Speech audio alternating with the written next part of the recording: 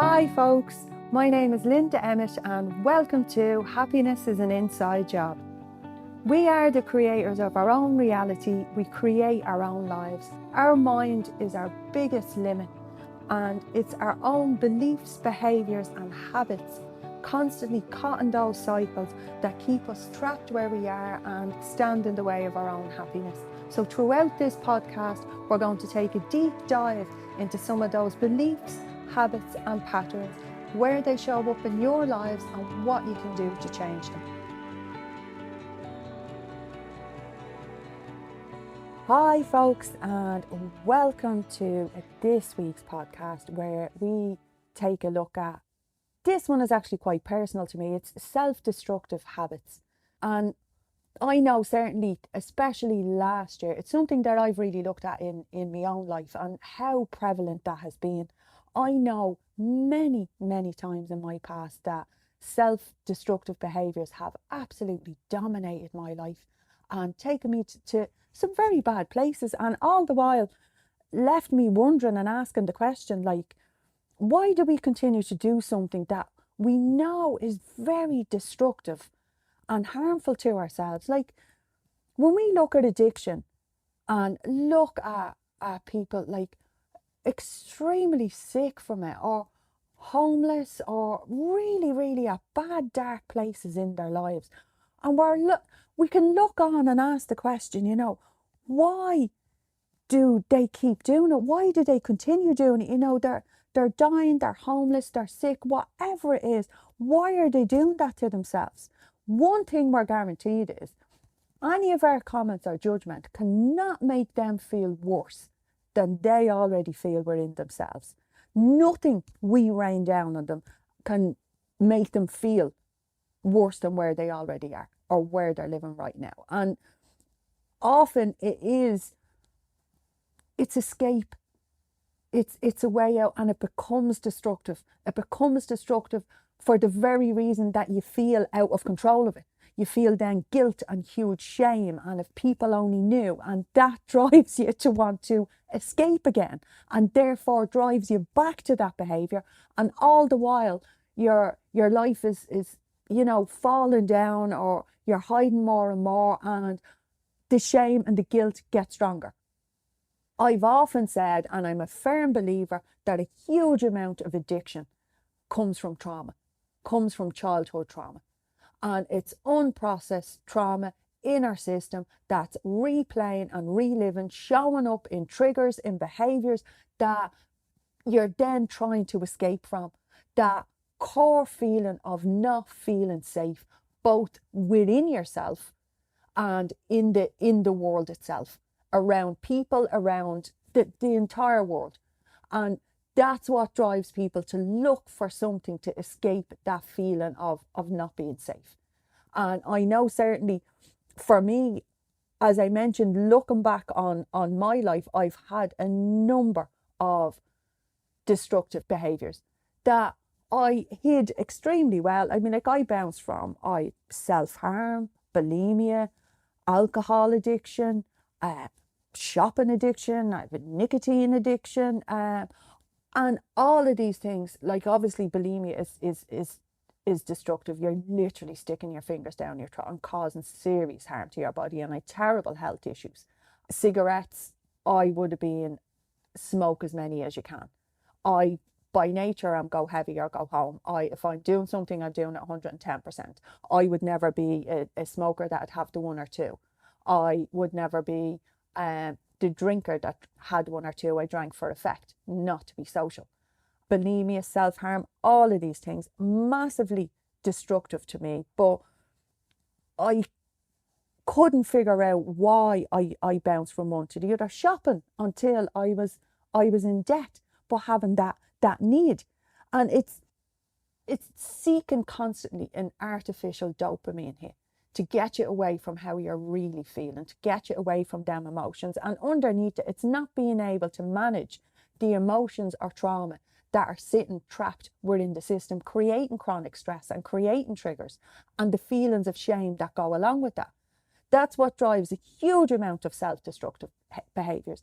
And in some way, shape or form, self-destructive behaviours are shown up to a more or lesser effect in a lot of our lives, and they harm us both physically and mentally, but the urge to do them is often unconscious, leaving us feeling out of control. And then this drives a very self-defeating mindset that you believe, I've tried so many times and I can't give this up. I've tried this diet. I've tried giving up the cigarettes. I've tried dropping alcohol. I've tried not watching 15 episodes of Desperate Housewives.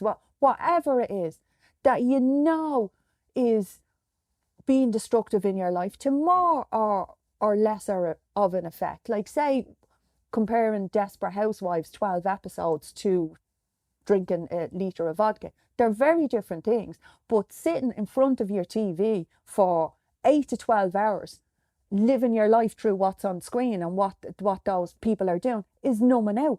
It is numbing out. It's numbing out, and it's not living your life in the real world. It's living it through TV. And again, if this behaviour is extremely regular, you are numbing out from something. You're moving away from something. And what we are always numbing out from is our own emotions. We're finding ways to distract ourselves from how we're feeling. And as I say, depending on what's going on, it'll be to a more or lesser effect in our lives. And from very young, we're conditioned to not show our negative emotions, to be a particular way. We need it in childhood to survive, to be loved by our parents, to be taken care of, to be fed, all of these things. But we're conditioned that we've to show up a particular way, be a particular way. And the feeling of unworthiness that drives self-destruction, that stems from childhood. And it's then built into our way of thinking, way of being, way of behaving, and then shows up in our adulthood as lack of impulse control, alcohol, cigarettes, whatever it is, heroin, dependent. It shows up, and it's looking at our own self-destructive behaviours and where they're stemming from. For me, I mean, like in the earlier days, back in my 20s and well into my 30s, it was definitely, and for me teens and things like that, it was definitely, I wouldn't even say not liking myself, it was self-loathing. It was punishment.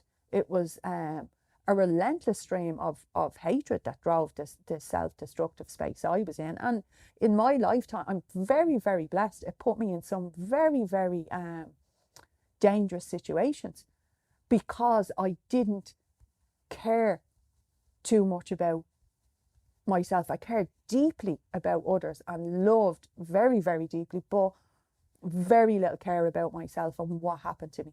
Death never scared me, because, I believed, well then it'd be all over. I wouldn't have to feel away. I wouldn't have to deal with this. I was never frightened to death. I'm still not too frightened about it, if I'm honest. Do you know what I mean? And even pain. If you've lived a long, long time in pain, be it physical or emotional, pain doesn't tend to move you away. So, as I say, it's looking at what's driving these, where it's shown up in your life, and what's driving the destructive behaviours in the first place, because it stops us even bothering to try, because the shame that comes with them, whether it's food, alcohol, relentless diet struggles, cigarettes, it's a craving for artificial dopamine, a hit, something to make you feel good. And in that moment, it does make you feel good for a minute. Woolying that bar of chocolate, or that first drink that goes in, that first release, that first cigarette in the morning, that lying on your sofa and turning on Netflix, taking those first tablets, whatever it is, you get an immediate hit, and the brain learns that this is how I get a feel good. It doesn't time it. It doesn't think of the feelings it gets afterwards. It thinks of, this is where I get. It's wiring, it's patterns that get in there.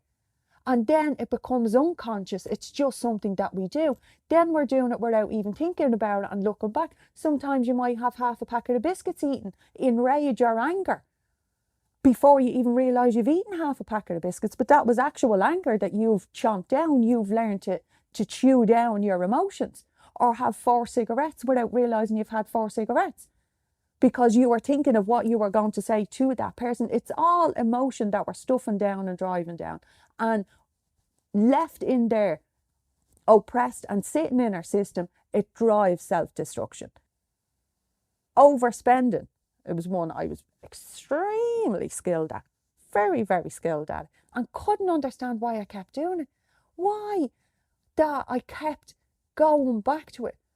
My brain had been wired through years of patterns for getting, rather than feeling joy or happiness, quick dopamine hits. I'd learned that that was enough. That was my lot. That's all, I deserved or will get. And I trained it into that over years. Unconsciously, obviously, I wasn't a choice. But that's how that got in there.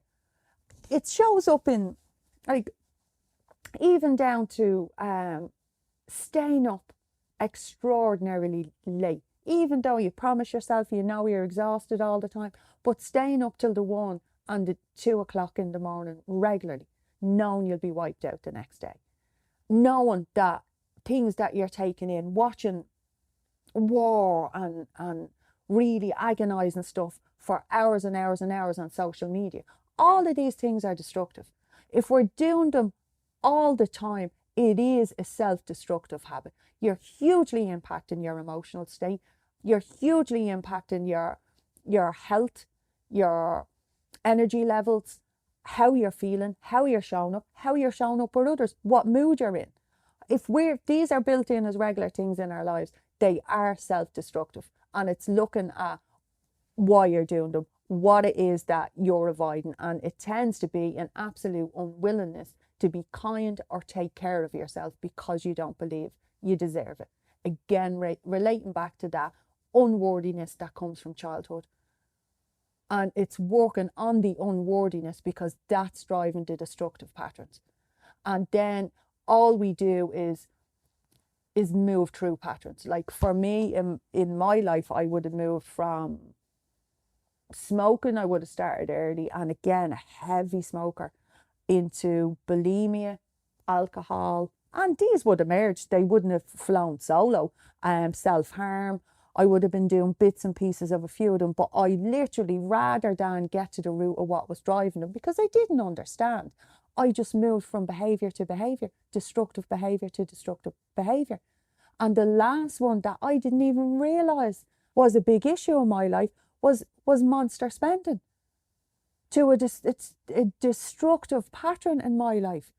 And again, I was nearly thrown it all away. I knew in some way what I was doing, but felt out of control of the behaviour because the artificial hit I was getting every single time I hit that button. And the only way you're changing that is building in more joy, more happiness, building in more experiences in your life that you're getting those good feelings from, and learning that you are worthy of those. Your mind does not only change by training in positive thinking. Experience hugely changes what your mind is absorbing. Being out around people, doing the things that you've always wanted to do, be it the hiking, the holidays, the people you want to be around, writing that book, whatever that is to you. All of these things start showing the mind and your entire system, your energy being, that there's more out there, that life can be different. And then we start channeling how we're feeling and our emotions into these things. Rather than stuffing them down and pushing them down, we start feeling other emotions and learning that that's okay. Because again, the unworthiness that we're constantly stuffing down, and shame and guilt and all of those emotions that drive the self-destructive behaviours, they just need an outlet. They just need a way out. And the only way out they have is, one, by teaching the mind that that isn't all there is to life through experience. There is other ways of feeling, and it's okay to feel, and that's safe, and allowing those feelings up. Knowing that unworthiness, that belief is not true of you. It's just something you've been carrying for a long, long time that's creating the patterns you have. For me, I think every time we evolve and grow, every time we shift into a new space in our life, a new relationship, a new home, a new job, all of these, some of those old patterns can rear up again. Some of those, every time we're evolving, our old shadows can come back to bite us in the ass. Our own feelings of unworthiness, when you're first day in a job or first day doing public speaking or any of those things, anything that's new, these can show themselves again, but it's understanding and knowing how to manage them, not stuffing them down, not allowing them to build in our system where they're creating anxiety and they're creating nearly the breeding ground for the self-destructive habits to come in. It's allowing, recognizing that this is just you evolving, it's growing, and our feelings, the most they will cause emotion is discomfort. That's it. The most we get from our emotions are discomfort, sadness, letting it up. You feel sad anyway. If sadness is coming up and you're stuffing it down and shutting it, it doesn't just dissipate. It needs to be released. And that's all our emotions want.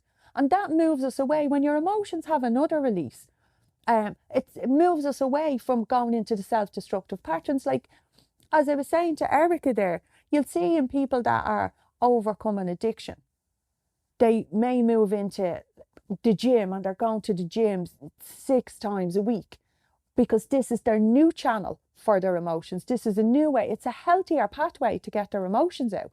And what they realise is all our self-destructive patterns come from us not dealing with our emotions.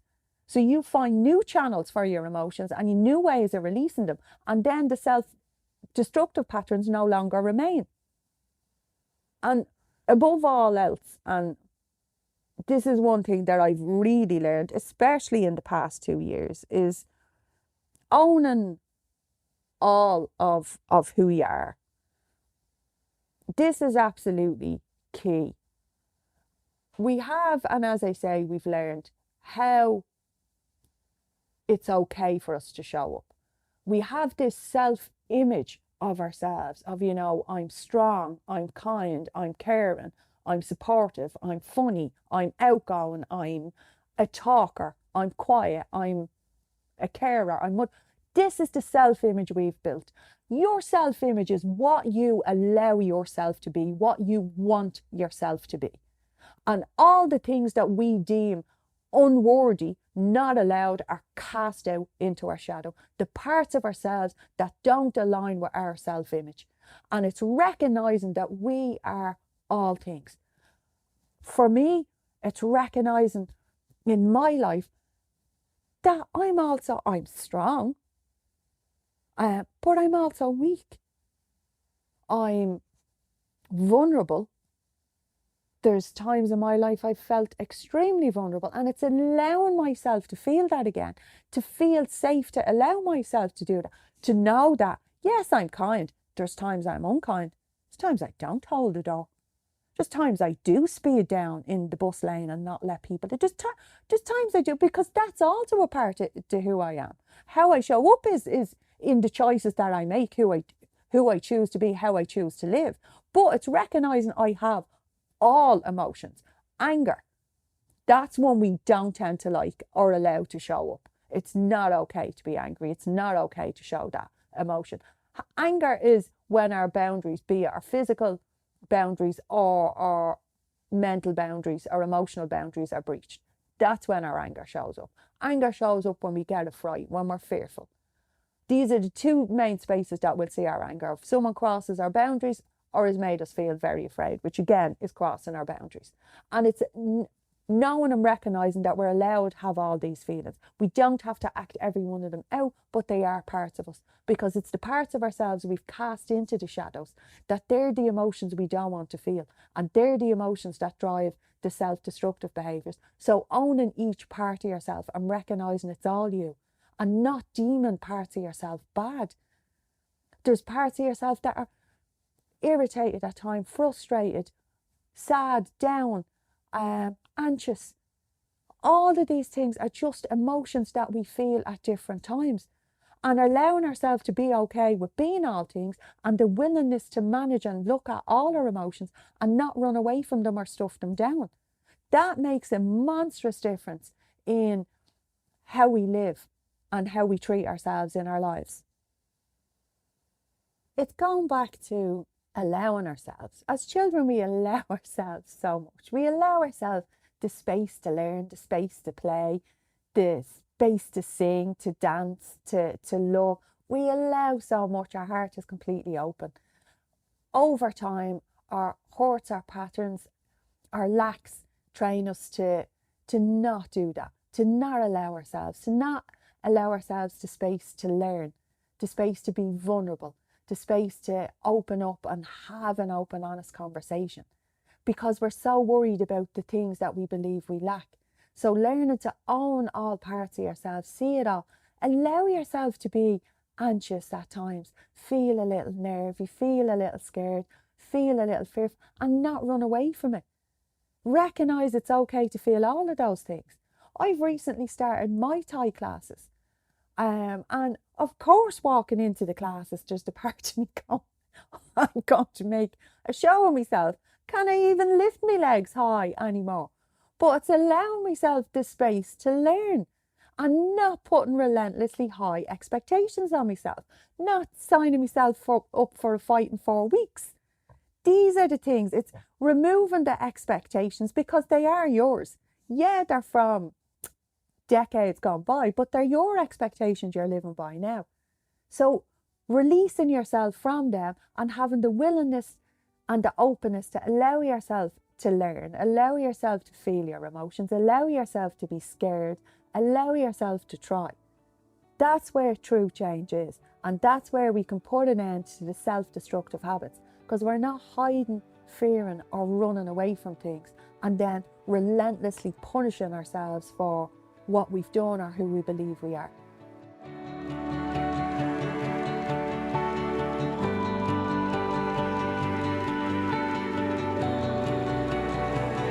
So that's it for me for this week, guys. I hope you really enjoyed it and got some fabulous takeaways. And as always, I invite you to connect in with me across social media, or check me out on my website, www.yourgifttoyou.com, or email me, linda@yourgifttoyou.com, guys, because I'd love to hear from you and any topics you'd like for us to talk about or any more learnings that you want. And please remember, give me those reviews, because it keeps the podcast getting out there to more people. So chat to you very soon, guys. Bye bye.